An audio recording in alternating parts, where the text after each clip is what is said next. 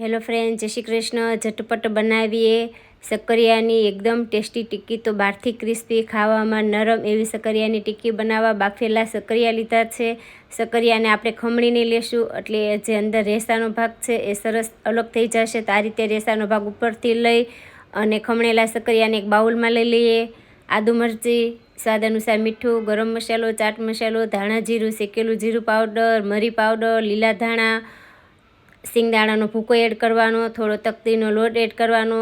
આ લોટ હજી નરમ છે તો 1 ચમચી પાછો લોટ એડ કરશું અથવા કોઈ પણ ફરાળી લોટ એડ કરી અને ટિક્કી તૈયાર કરી લેવાની। આ રીતે હાથેથી ટિક્કી તૈયાર કરી અને આ ટિક્કી ઉપર આપણે ફરતા તલ લગાડશું।